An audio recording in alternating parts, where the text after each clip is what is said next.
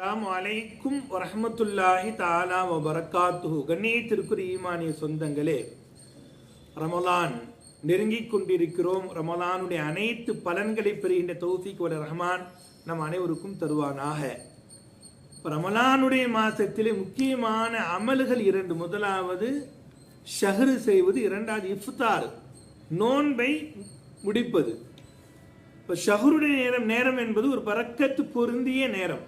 இப்போ நம்ம என்ன செய்கிறோம், சஹருடைய கடைசி நேரத்தில் சாப்பிட்றோம். ஒரு 4:50 4:50 வரை 4:45 வரை சாப்பிட்றோம். இப்போ சந்தேகத்தை உருவாக்குகின்ற அளவுக்கு கடைசி நேரம் வரை சாப்பிடக்கூடாது. ஒரு 10 நிமிஷத்துக்கு முன்னாடி ஃபஜ்ருடைய பாங்கு முஅத்தின் பாங்கு சொல்றதுக்கு ஒரு 10 நிமிஷத்துக்கு முன்னாடியே சஹருடைய அந்த எல்லா வேலையிலும் முடிச்சிடணும். கடைசி நேரத்தில் செய்யும்போது சஹருடைய நன்மைகளை நாம் இழந்து விடுவோம். இப்போ நபிகள் நாயகம் ஸல்லல்லாஹு அலைஹி வஸல்லம் கூறுகின்றார்கள், இன்னல்லாஹ வ மலாயிகத்தஹு யுஸல்லூன அலல் முத்தஸஹிரீன்.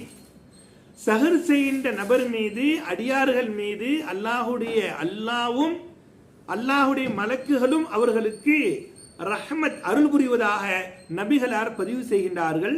இப்போ சஹர் என்பது ஒரு பரக்கத்தான ஒரு நேரம்.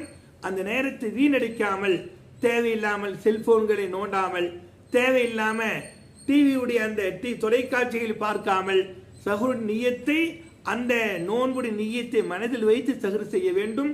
அதுதான் தர்த்தீபான ஒழுக்கமான கண்ணியமான சஹர் என்பதாக நபிகளார் பதிவு செய்கிறார்கள்.